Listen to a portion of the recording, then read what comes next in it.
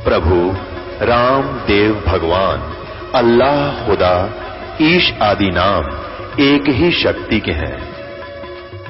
वो कैसा है, कहां है, कैसे मिलता है, किसने देखा है? ये प्रश्नवाचक चिन्ह पूर्ण रूप से हटाने के लिए अवश्य सुनिए जगत गुरु तत्वदर्शी संत रामपाल जी महाराज के अमृत वचन, सर्व पवित्र धर्मों के पवित्र शास्त्रों के आधार पर। और जब तक ये रोग नहीं कटेगा तब तक इस जीव को सुख नहीं हो सकता। चाहे यहाँ पर ये पृथ्वीपति बन जावे, चाहे सारी सुरपति बन जावे, इंद्र का राज भी प्राप्त कर लेवे, कितना धनी बन जावे, अपने पुण्य कर्मों से ये राजा बनता है, पाप कर्मों से गधा बनता है। और यहाँ के भगवानों का, यहाँ का 21 ब्रह्मांड का ये नियम है, 7 संग ब्रह्मांड तक का ये नियम है, जैसे कर्म प्राणी करेगा वैसे ही भोगने पड़ेंगे, उसमें कोई फेरबदल नहीं होता। पुण्य अलग लिखे जाते हैं, इनके अकाउंट पाप के न्याय होते हैं। पुण्य के लिए स्वर्ग, महास्वर्ग, पृथ्वी का राज्य, और पाप के लिए नरक, महानरक, घोर नरक जिसने बोला, और फिर 84 लाख योनियों में गद्दे, कुत्ते, सुअर, कुतिया ये जीवन भोगे पार पड़ेगी।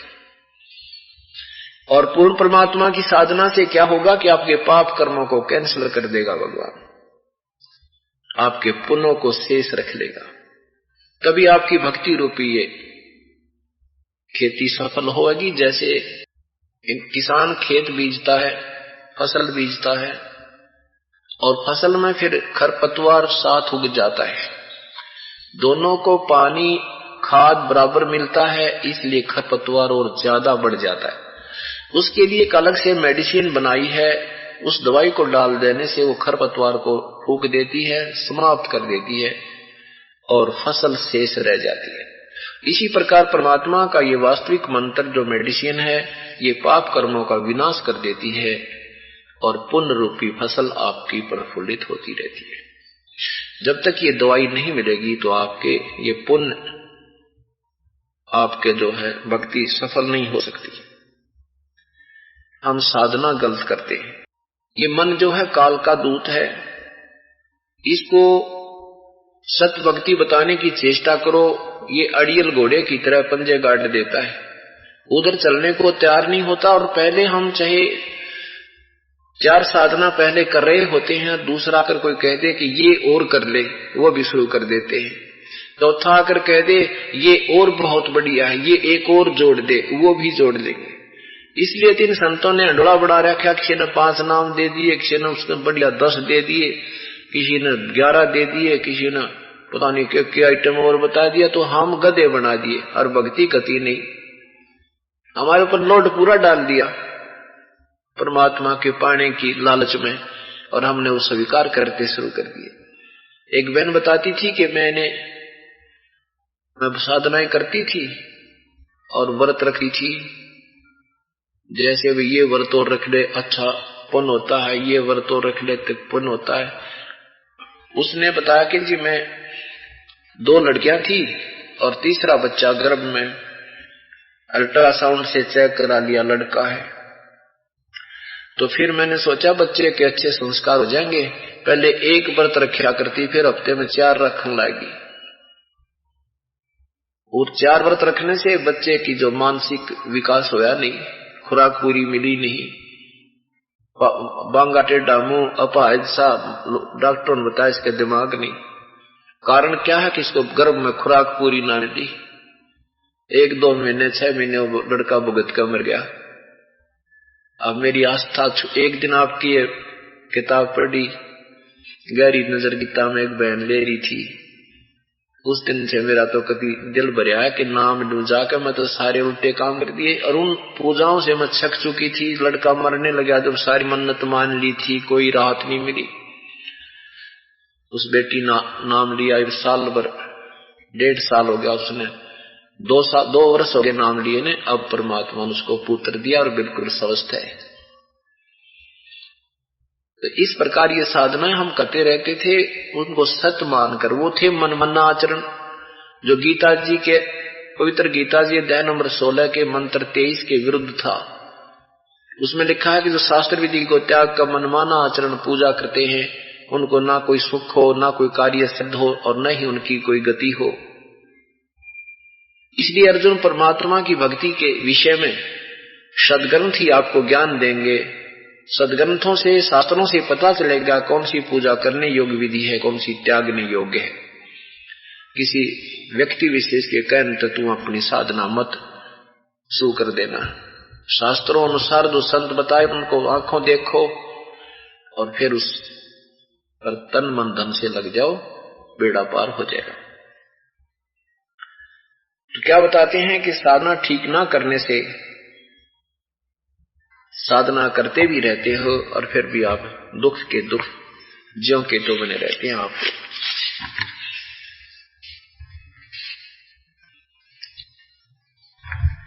इस मन के साथ आत्मा का संयोग कर रखा है।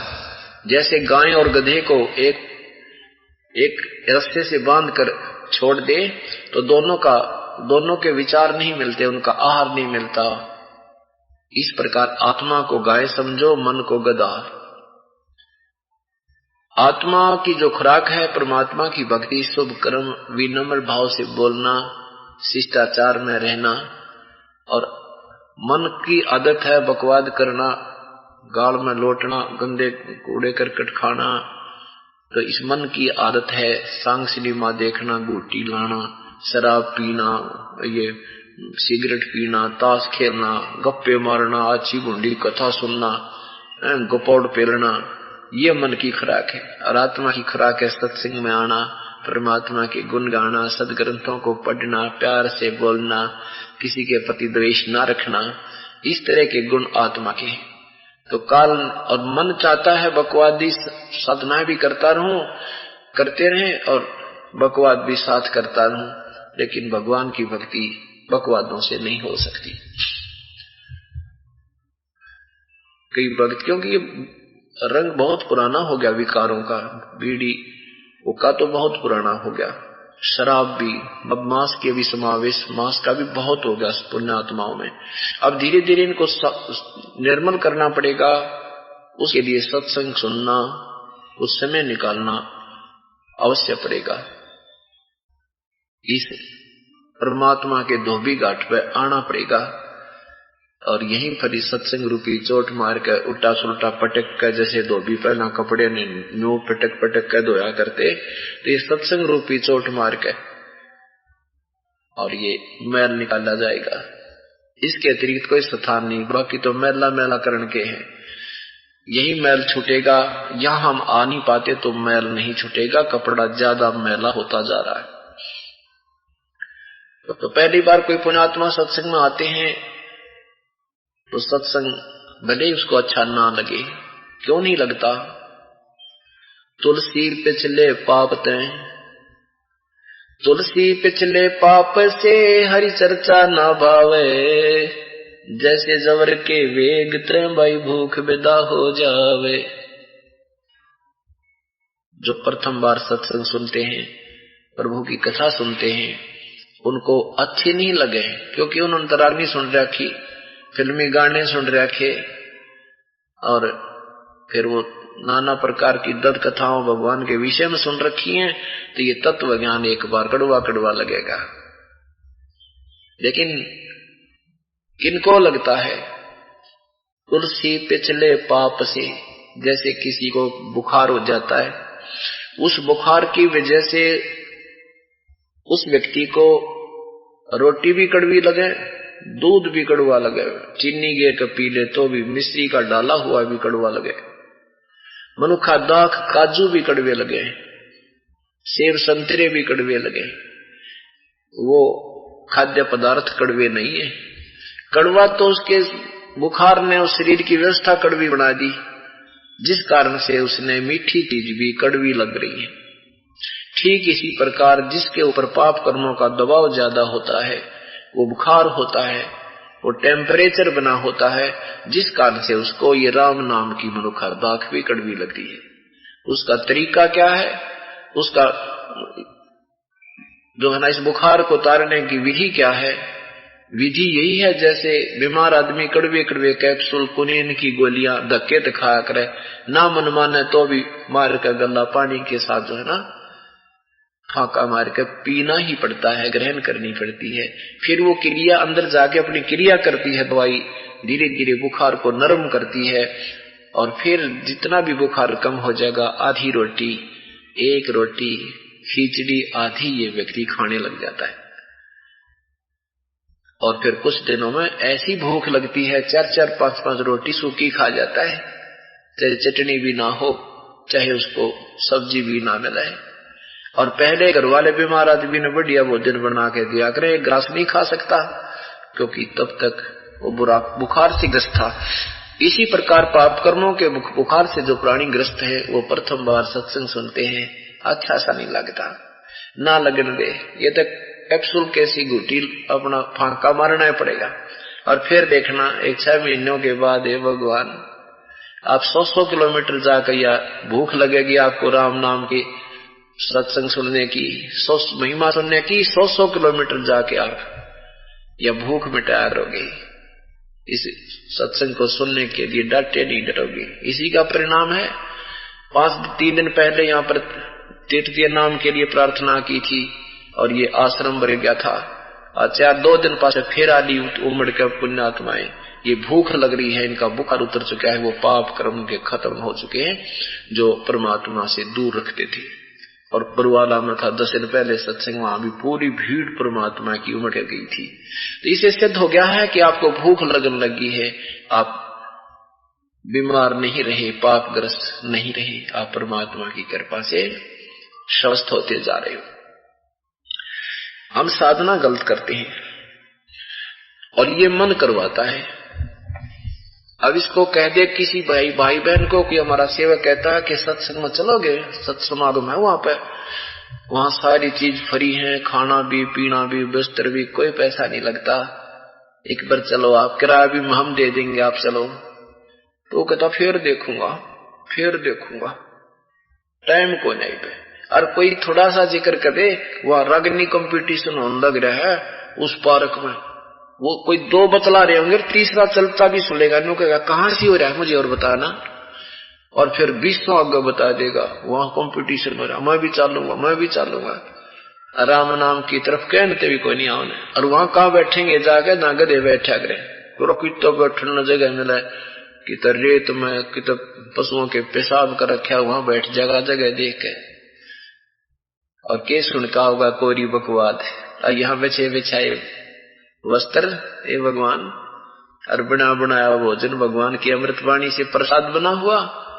तो कहते सकल पदार्थ है जग माही, कर्म ही नर पावत नाही। ये पुण्यात्मा है जो परमात्मा इन पे मेर कर रहा है, रह कर यहाँ अपने चरणों में ला रहा है, और ये मन उल्टा चलता है।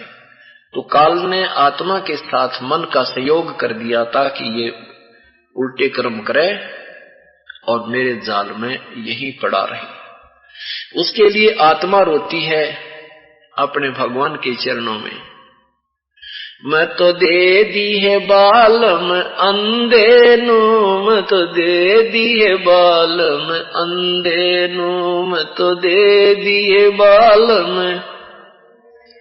मैं तो दे दी है बालम अंधे नू, मैं तो दे दी है बालम, मैं तो दे दी है बालम अंधे। चतुर विवेकी शब्द पछाण के समझावे खंदे नू, चतुर विवेकी शब्द पछाण क्या समझावे खंदे नू, तन मन धन कुर्बान कीजिए शीश चढ़ावे जंदे नू, मैं तो दे दिए बालम अंधे नू, मैं तो दे दिए बालम, मैं तो दे दिए बालम अंधे नू, मैं तो दे दिए बालम। जा सतगुरु की मैं कुर्बानी, जो काटे यम के फंदे नू। जा सतगुरु की मैं कुर्बानी, जो काटे जम के फंदे नू। 5-25 अस्थिर कर है, दूर कर दुख दुंदे नू। मैं तो दे दिए बालम अंधे नू, मैं तो दे दिए बालम अंधे नू। मैं तो दे दिए बालम अंधे नू। मैं तो दे दिए बालम, मैं तो दे दिए बालम अंधे नू। मैं तो दे दिए बालम। कर परिणाम परम पद पावे, पवन चढ़े ब्रह्मरंदे नू। कर परिणाम परम पद पावे, पवन चढ़े ब्रह्मरंदे नू। गरीब दास ये बगल विद्या है, कोई जाने खेल खिलंदे नू। मैं तो दे दिए बालम अंधे नू। मैं तो दे दिए बालम अंधे नू। मैं तो दे दिए बालम अंधे नू। मैं तो दे दी। कर परिणाम परम पद पावे, पवन चढ़े ब्रह्मरंदे नू। कर परिणाम परम पद पावे, पवन चढ़े ब्रह्मरंदे नू। गरीब दास ये बगल विदा है, कोई जाने खेल खिलंदे नू। मैं तो दे दिए बालम अंधे नू।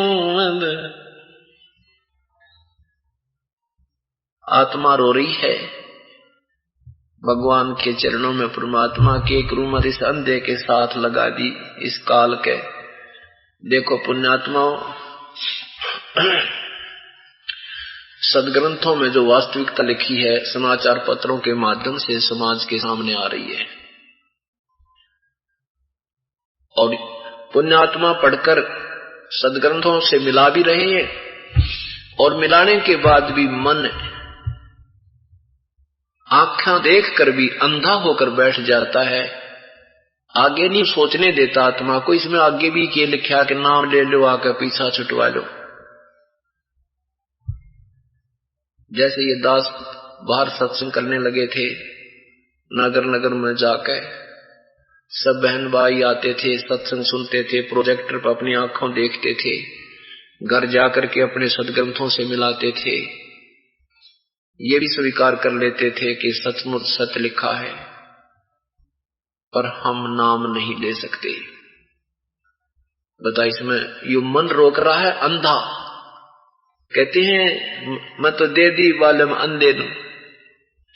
आत्मा मन का सहयोग मांगती है, ये भगवान से दूर है तब तक, और जब इसका भगवान से कनेक्शन जुड़ जाएगा फिर मन को पटक देगी उठा के, इसको अपना वास्तविक पति मिल जाएगा। जब तक इसका कनेक्शन नहीं होता, नाम ग्रहण ये नहीं करती आत्मा, तब तक ये मन के आधार से चलती ही रहती है। मन इसको रोकता है, ये रुक जाती है। और जब परमात्मा का सहयोग मिल जाता है फिर ये मन की नहीं सुनती। आप यहां आ रहे हो, ये मन का सहयोग नहीं रहा आपके साथ, आपने मन का साथ छोड़ दिया है। आपने परमात्मा का, आत्मा ने परमात्मा का साथ ग्रहण कर चुकी है, इसलिए आप यहां आ रहे हो। नहीं तो यहां नहीं देखती, अपनी सा डरा दे कहीं नो ना हो जा, पाछे ते गड़बड़ ना हो जा, कोई नुकसान ना हो जावे, और सारा परिवार बैठा रहा, नुकसान होना हो जब सारा ही हो जावे। एक नगर में बता रहे थे कि सारा परिवार ऊपर सोए और नीचे चोर सारा सामान काट ले गए, तो चकला बेलन भी ना छोड़ा। गर्मियां के दिन थे, बता सारा परिवार वहीं था, नाश हो गया। कति पैसे भी 2-3 लाख रुपए निकाल लेंगे। यहां आने से ये ज्ञान होगा, भाई हम रुखाड़े नहीं है, हमारा रखवाला ही कोई और है। वही हम सोएंगे, वो रखवाला रहेगा, आपके चारों तरफ घुमा करेगा, आपके घर पर भगवान आपके निकट नहीं आने देगा किसी को। हम उसको भूल चुके हैं। तभी आत्मा जब परमात्मा का साथ ग्रहण कर लेगी फिर या मन के साथ नहीं चलेगी। इसलिए मन को अंधा कहा है। क्या बताते हैं, चतुर विवेकी शब्द पिछाने के समझावे खंदेनु। समझदार तो दो ही बात में समझ जाएगा। गीता जी जब सही कह रही है फिर कि अग्रम मग्रम के करना, जब हमारे सदग्रंथ ये बता रहे हैं फिर अग्रम मग्रम क्या है। ले नाम और पीछा छुटवा, छोड़ उन निकम्मे संतों ने जिन्हें अभी तक ज्ञान ही नहीं बताया हमारे को, उनको स्वयं ज्ञान नहीं था, वो शास्त्र विरुद्ध साधना बताने वाले मूर्ख थे। कहते हैं चतुर विवेक की शब्द पिछाने, समझदार व्यक्ति तो इन सब प्रमाणों को पहचान लेगा, सदग्रंथों में लिखे ज्ञान को स्वीकार कर लेगा। और के समझावा खंडे ने क्या कहते हैं कि वक्त की बात तो आपकी सच्ची पर नाम नहीं ले सकते। क्यों नहीं ले सकते कि कैसे छोड़े ब्रह्मा विष्णु महेश ने, हमारे तो बहुत प्यार हो गया इनमें। उनको ये समझना चाहिए, ज्ञान पूरा सुनो। जैसे उल्टा लटका हुआ संसार रूपी वर्ष है, ऊपर को जड़ है वो तो पूर्ण परमात्मा है, और नीचे को तीनों गुण रूपी शाखा है, रजगुण ब्रह्मा, सतगुण विष्णु, तमगुण शिव जी।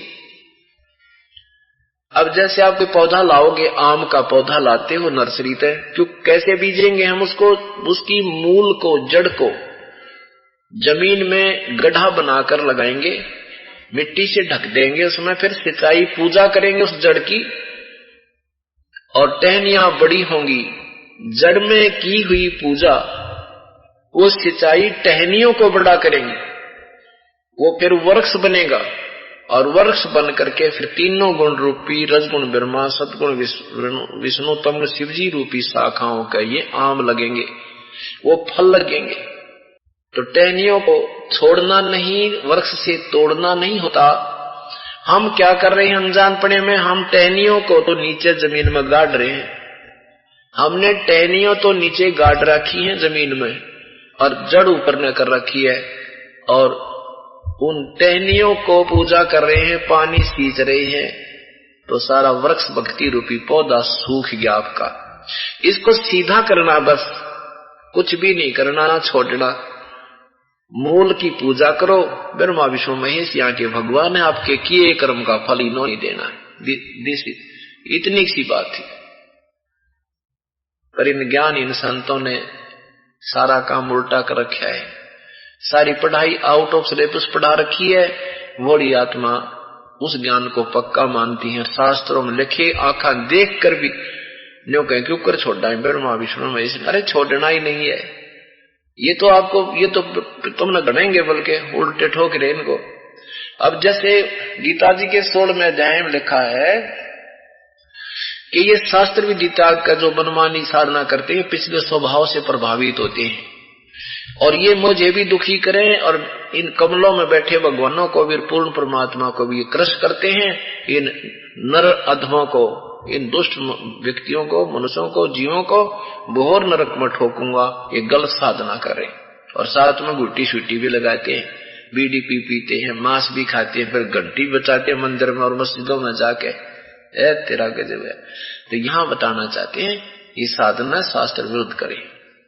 तन मन धन कुर्बान कीजिए, शीश चढ़ावे जिंदे नू।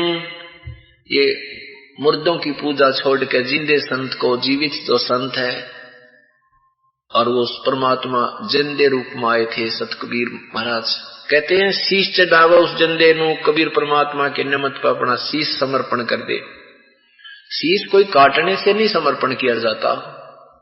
शीश कैसे समर्पण होता है, गुरुदेव की एक एक बात की आज्ञा का पालन करे, पर विवेक के साथ जो संकेत करते हैं उस तरह से नहीं। एक समय गुरुदेव ने अपने 4-5 शिष्य बैठे थे, उनसे कहा भी पहले तो ये शिक्षा दी कि गुरु की आज्ञा का पालन जो नहीं करता वो प्राणी, वो साधक फेल हो जाता है। गुरु की आज्ञा अवश्य माननी चाहिए शिष्य को, वही सफल होता है, और जो गुरु आज्ञा का पालन नहीं करता वो भक्तिहीन प्राणी हो जाता है, नरक में जाता है। कुछ देर के बाद कहते हैं कि बच्चों मेरी आज्ञा का पालन करो। शिष्य कहने लगे हुक्म करो गुरुदेव। गुरुदेव ने कहा कि मेरे सिर में 5-5 जूते लगाओ। अब धर्म संकट में पड़ गए कि गुरुजी का जूते लाओ, माँ बाप लगे, और नहीं लगावे तो गुरुदेव की आज्ञा का उल्लंघन हो रहा है। तो ये दोनों काम कैसे हों? अब बैठे रहे नहीं, असमंजस में पड़ गए, स्तब्ध हो गए। तो फिर क्या हुआ, थोड़ी सी देर में बाट इंतजार करते रहे गुरुदेव की, कोई आगे आए, नहीं आया तो कहा कि भी मैंने आपको क्या शिक्षा दी थी, क्या शिक्षा दी थी कि गुरु की आज्ञा का जो पालन संत भक्त नहीं करता वो नरक जाता है। देख लो बच्चों, तुम कानून तोड़ रहे हो। इतने में एक भक्त उठा, अपना जूता निकाला, गुरुदेव के निकट जाकर के अपने ही शीश पर 5 मारे, पट्टाए पट। अब गुरुदेव ने कहा, भाई बेटा डांडी मत मारे, मैंने मेरे सिर पर कहा था, तेरे पर नहीं कहा। तब उस बच्चे ने कहा, शिष्य ने कहा, गुरुदेव ये दास का शीश भी तो आपका ही तो है, ये भी तो आप ही का है मालिक। इस तरह शीश देना होता है। यहां क्या कहते हैं, चतुर विवेकी शब्द पछाण, क्या समझावे खंदेनु, तन मन धन कुर्बान कीजिए, शीश चढ़ावे जंदेनु। ऐसे शीश देना होता, गुरु आज्ञा का पालन करे पर विवेक के साथ, संकेत समझे क्या कहना चाहते हैं, इतनी बुद्धि भी होनी चाहिए। तो क्या आगे क्या बताते हैं, मत दे दी है बाल में गूंगे नु, मत दे दी है बाल में गूंगे नु, मत दे दी है बाल में गूंगे नु, मैं गूंगे नु, मत दे दी है बाल में। जा बालम दी बल बली जावा, जो ध्यान लगावे ऊंगे नु, जा बालम दी बली बली जावा, ध्यान लगावे ऊंगे नु। छाड़ा मूल फूल के तोड़े, कहाँ चढ़ावे सूंगे नु, मत दे दिए बालम गूंगे नु, मत दे दिए बालम गूंगे नु, मत दे दिए बालम। दूध गऊ दा बछे बिटाला, क्या चढ़ावे चूंगे नु, गऊ दूध गऊ दा बछे बिटाला, क्या समझावे चूंगे नु। या तन देही विनस जाते है, भोर आनियो गूंगे नु, मत दे दिए बालम गूंगे नु, मत दे दिए बालम गूंगे नु, मत दे दिए बालम गूंगे नु। ये तन देही हाथ न आवे, कहा करोगे रूंगे नु, ये तन देही हाथ न आवे, कहा करोगे रूंगे नु। नग नारायण भूल रहे हो, क्या परखो मोती मूंगे नु, मत दे दिए बालम गूंगे नु, मत दे दिए बालम गूंगे नु, मत गूंगे नु, मत दे दिए बालम गूंगे नु।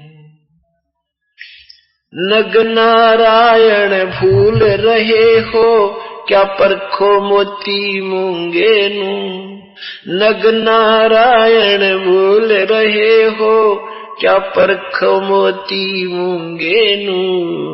गरीबदास न्यो साखा सोख है, बीज न बोया ढूंगे नु, मत दे दिए बालम गूंगे नु, मत गूंगे नु, मत दे दिए बालम गूंगे नु, मत दे दिए बालम गूंगे। नग नारायण भूल रहे हो, क्या परखो मोती मूंगे नु। नग नारायण भूल रहे हो, क्या परखो मोती मूंगे नु। गरीबदास न्यो साखा सुख है, बीज न बोया ढूंगे नूम तो दे दिए बालम गूंगे नूम तो दे दिए बालम गूंगे नूम तो दे दिए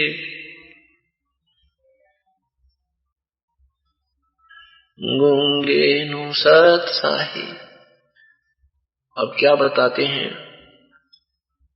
अब राम नाम के लिए सत्संग के लिए कोई बहन अपने पति को, भाई को, बहन पिता को, किसी को प्रेरणा देते हैं, या भाई अपनी बहन को, मात को, पिता को, पत्नी से कहते हैं, तो सत्संग के नाम पे कहते लड़ना हो जाएंगे, कह कति मौन हो जाएंगे, बोल रहे को ना, गूंगे। तो ये सारा मन ही करा रहा है। तो यहाँ के क्या कह रही है आत्मा के, मैं तो दे दी बालम गूंगे नू। परमात्मा के विषय में जिक्र करते हैं तो मौन हो जाता है, या फिर कोई और कहानी शुरू कर। अब फिर क्या बताते हैं कि जा बलम दी बलबल जावा ध्यान लावे ऊंगे नू। सिंपल लैंग्वेज प्रयोग रखी भगवान ने, वही ज्ञान है चाहिए संस्कृत में बोलकर सुना दे। अब हमने कोई जाना है रोहतक और कोई रास्ता बता रहा, रास्ता पूछना है, उसने कोई अंग्रेजी में बता दे चाहे हिंदी में, पर उस लैंग्वेज में बता दे जिसमें अगला समझ जाओ तो और बढ़िया काम होता है। अब वो संस्कृत बोला, वो किसी और तो पूछनी पड़ा, भाई वो के है बता, कोई पा जाता है, वो के मेरा किसा ट्रांसलेशन कर दे कि तो रजा छोड़े। तो परमात्मा ने सीधी सिंपल लैंग्वेज में ये 600 साल पहले वही अमृत ज्ञान कबीर परमेश्वर ने बोला था, साधारण भाषा में जो आम आदमी समझ सकता है, जो आज सभी सदग्रंथों में प्रमाण मिल रहा है। लेकिन उस परमात्मा को ये 4 अक्षर संस्कृत के सीखने वाले क्या कहते रहे, वो तो अनपढ़ है, अशिक्षित है, मूर्ख है, दुनिया को जाल में फंसा के चला गया। अरे भैया, कारण यही था कि वो संस्कृत में सदग्रंथ थे, उसका ट्रांसलेशन ही न करना आया, ना अपनी थोड़ी सारे समाज में शास्त्र विरुद्ध जो ज्ञान था वो प्रवेश कर दिया।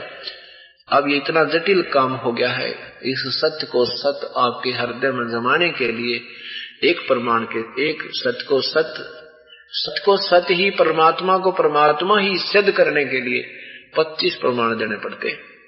और तब भी युगूंगा मन मान तमानर ना तना अभिमान, युग अंधा आंखों देखकर कानों सुनकर सब प्रमाण भी युग मन नहीं मानता। लेकिन अब मानना पड़ेगा इसको।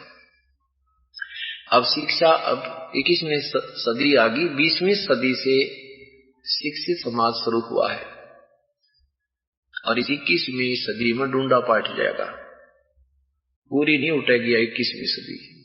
अभी कुछ ही दिनों में पूरे संसार में परमात्मा का ये ज्ञान प्रचार होगा और पछताया करेंगे पुण्यात्मा, देख कितने डोहा थे हमें, कहाँ क्या कर रहे थे, करना क्या चाहिए था, ये कर क्या रहे थे।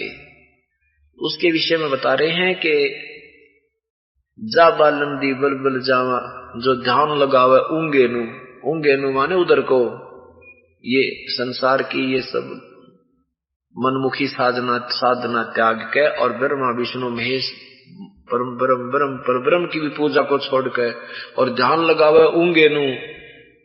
एक लैंग्वेज है, क्षेत्रीय भाषा है ये हरियाणा में, इंगे न रूंगे न क्या कर, इंगे न इधर ने, ऊंगे न उधर ने, तो कहते कि जो ध्यान लगावे ऊंगे न ऊपर ने, पूर्ण परमात्मा की तरफ ध्यान लगावे, उसको याद करे, उसी की पूजा करे, तो उस मन के ऊपर, उस पुण्यात्मा के ऊपर बलबिल जावा, यानी उस बलिहारी हो उस पे।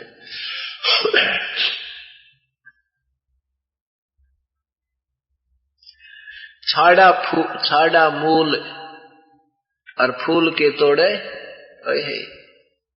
कहा चढ़ावे सूंगे नू। अब मूल तो पूजा छोड़ दी मूल की तरह, फिर किसके फूल लगेंगे, कहाँ के तुम फल तोड़ोगे। कहते छाड़ा मूल फल के तोड़े, उसका फल के प्राप्त होगा, मूल तो त्याग दिया, टहनियों को उल्टा गाड़ रखा, पूजा उसकी पौधे को उल्टा बीज रखा, तो क्या फल प्राप्त करोगे, अर्थात शास्त्र साधना कोई लाभ नहीं देगी। अब जैसे आप यहाँ परमात्मा के चरणों में आ रहे हो, आपको यहाँ पर मूल सौदा तो आपका मोक्ष है, जन्म मृत्यु से रहित होना, ये तो आपका मुख्य सौदा है। और बाकी आप जो मांगने आते हो संसारिक सुख, कोई बेटा बेटी, कार, कोठी, ये तो रूंगे में मिलेगी आपको। रूंगे में कैसे होता रूंगा? अब तो नहीं रहा वो सिस्टम, पुराने समय की बात है। जब हम छोटे छोटे से थे तो हमारी दादी, ताई, काकी, माँ सब्जी बेचनी आया करते, उनसे वह लेने जाती थी। जैसे कोई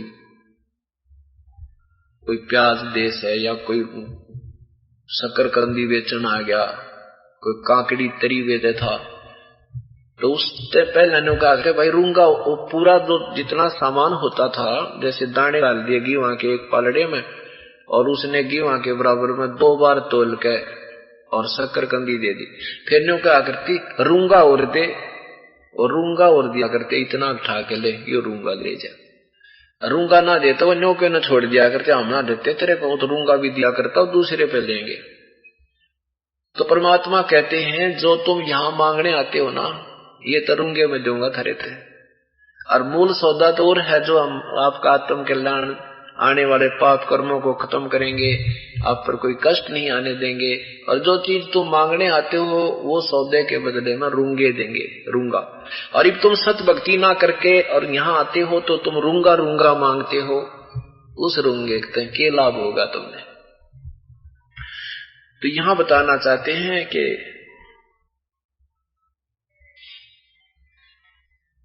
ये तन देही हाथ न आवे इस रूंग, और क्या करे कहा करोगे रूंगे नू, ये शरीर फिर नहीं मिलेगा। और इस संसार की सुविधाएं जोड़न खातर जंतर मंत्र, हे भगवान मेरा न्यू हो जा, तेरा पाठ कराऊं, हे भगवान न्यू हो जा, तागा बांध काऊं, हे भगवान मेरा न्यू हो जा, गुड़गा माड़ी का न्यू बोलाऊं। कहते इस रूंगे ने के चक्कर में तुम अपना जीवन व्यर्थ कर जाओगे। ये तनदेही फिर हाथ न आवे, और क्या करोगे इस रूंगे नू, इस रूंगे का क्या करोगे, तो तुम रूंगा मांगते हांडो। इस रूंगे को हम फ्री देंगे, तुम यहाँ हो, तुम्हारा मूल कल्याण भी होगा, आत्मा का सारा कष्ट भी दूर होगा, पाप विनाश हो जाएंगे, और जन्म मृत्यु सदा के लिए आपकी समाप्त हो जाएगी।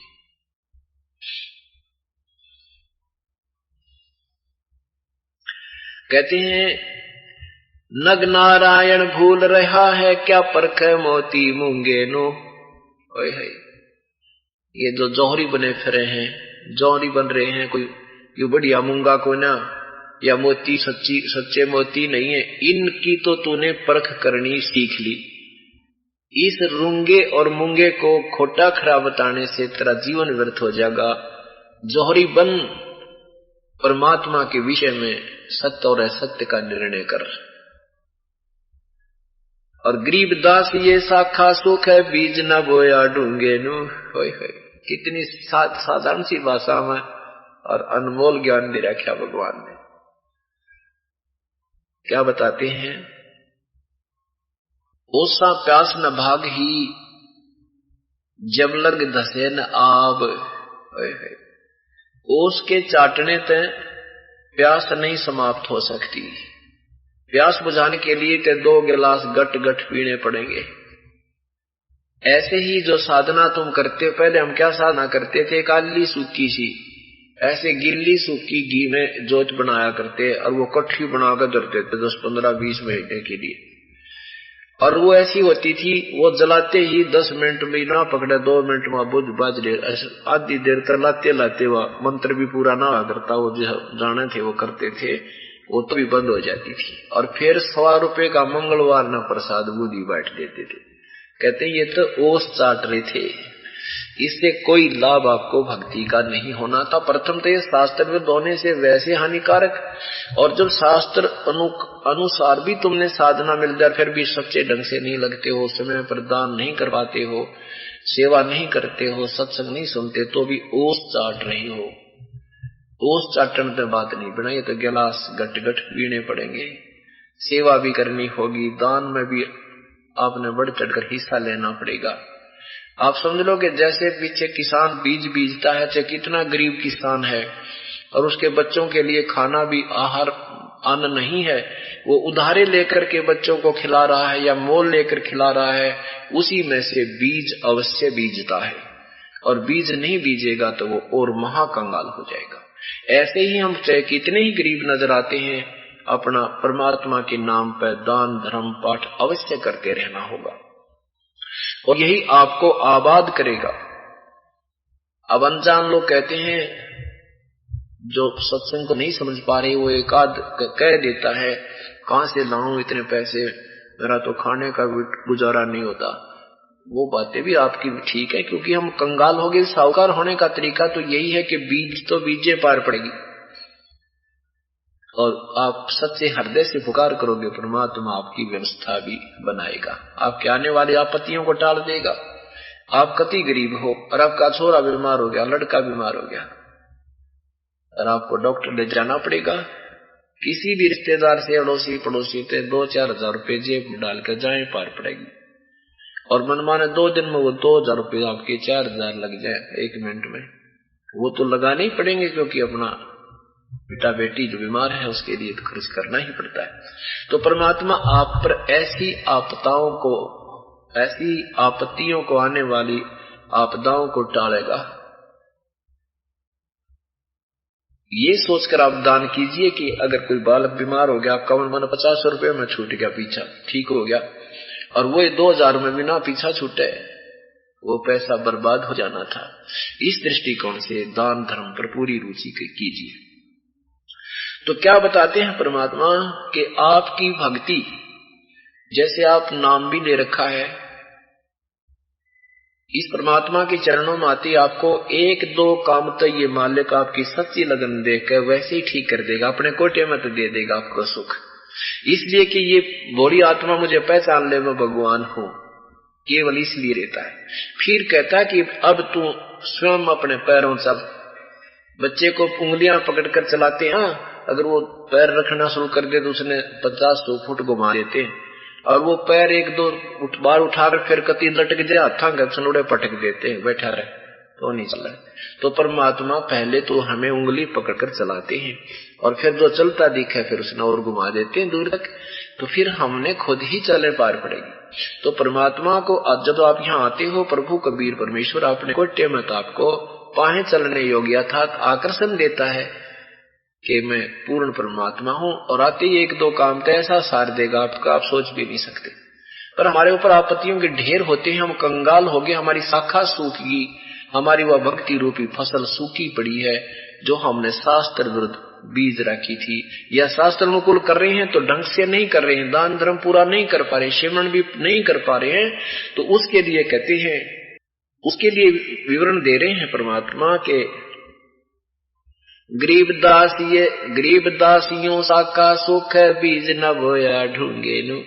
अब जैसे आपको मार्ग भी ठीक मिल गया, संत भी मिल गए और आपने नाम भी ले लिया, तो आपने ढंग विधि नहीं, पूर्ण रूप से इसकी ढंग से साधना नहीं की, दान धर्म सेवा में सिमरन में गहराई तक नहीं गए, अच्छी तरह डट कर नहीं भक्ति की, तो कहते हैं फिर यह भी फसल तेरी सूखेगी। गरीब दासियों शाखा सुख है बीज न बोया ढूंगे नु गहरे।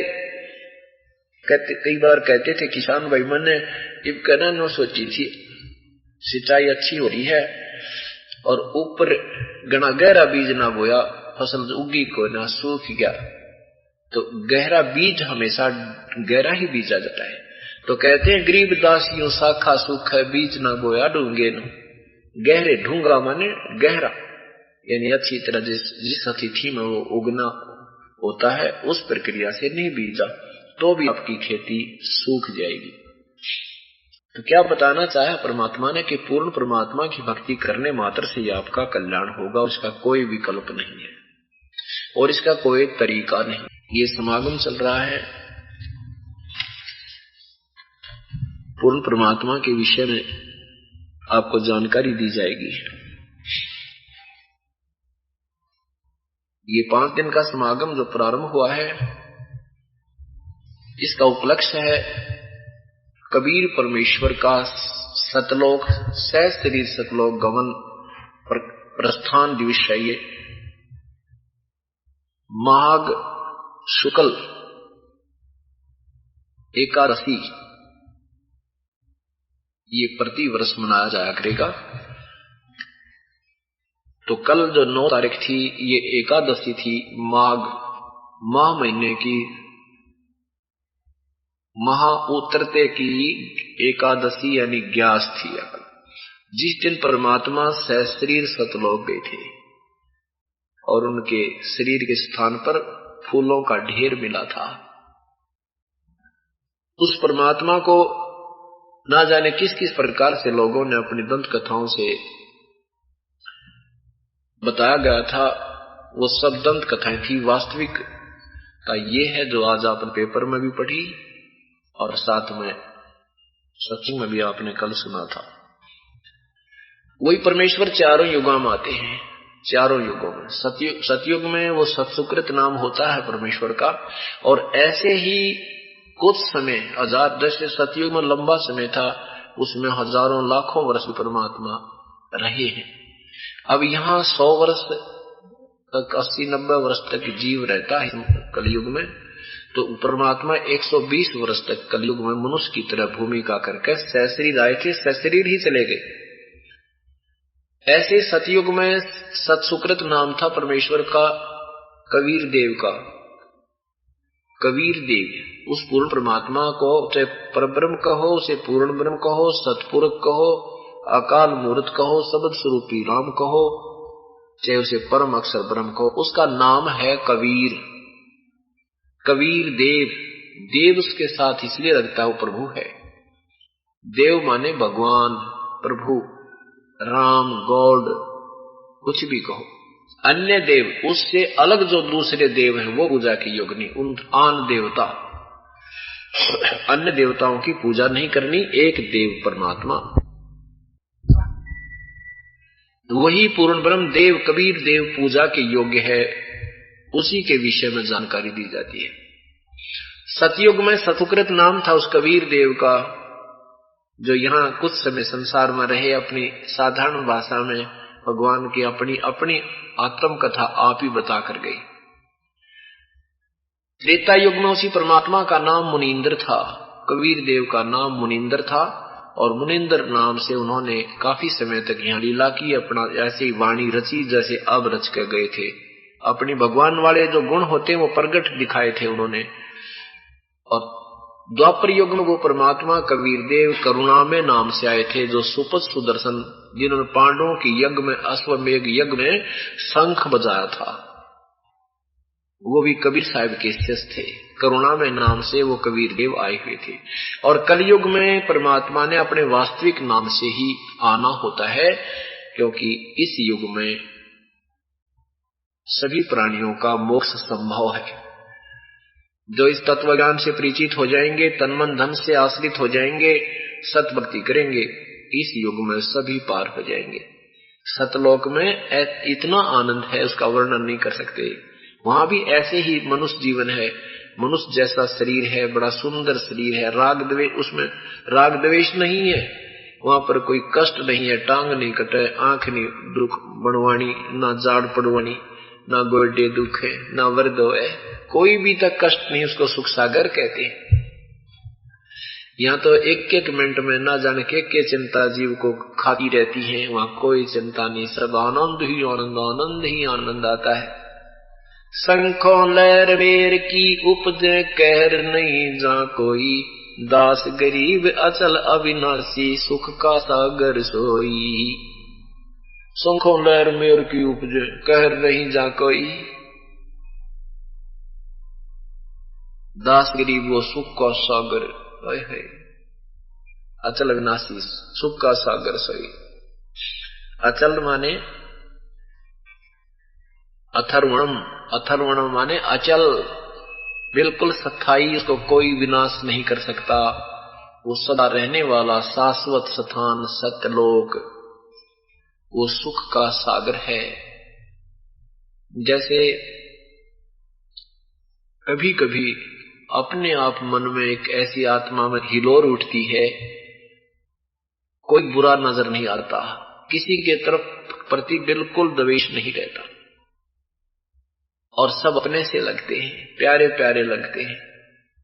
जो दुश्मन भी होता है उसके प्रति भी वो विरोध नहीं होता, मन में कोई किसी प्रकार का दोष नहीं आता। वो होती है कुछ समय के लिए, उसके जाते ही फिर वही द्वेष, वही राग, न्यू कर दूंगा, वो काम न्यू ना होया, ये भगवान क्या होगा, ये परमात्मा क्या होगा, ऐसे कहते हैं। ये फिर मच्छर से लड़ने लग जाते हैं।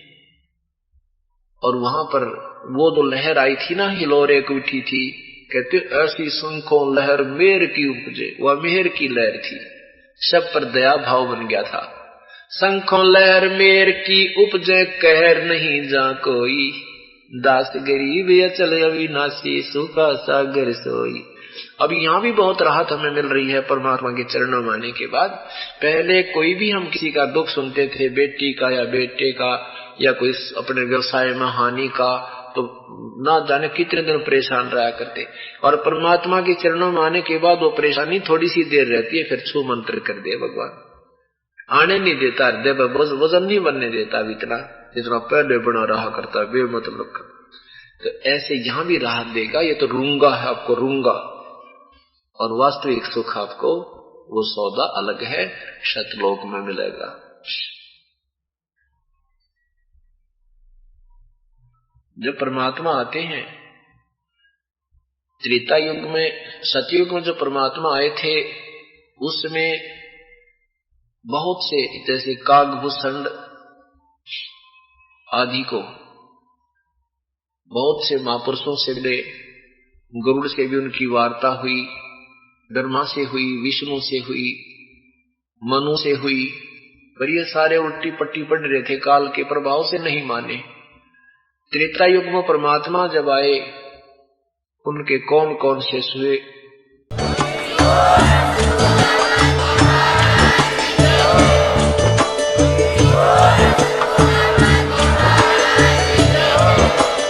आप सुन रहे थे जगत गुरु तत्वदर्शी संत रामपाल जी महाराज जी के मंगल प्रवचन। अधिक जानकारी के लिए विजिट कीजिए हमारी वेबसाइट www.jagatgururampalji.org। संत रामपाल जी महाराज जी के शुभ आशीर्वाद से पूरे विश्व भर में 500 से भी ज्यादा नाम दीक्षा केंद्र हैं, जिन पर संत रामपाल जी महाराज जी द्वारा ऑनलाइन निःशुल्क नाम दीक्षा दी जा रही है। अपने नजदीकी नाम दीक्षा केंद्र का पता करने के लिए संपर्क करें 8222880541।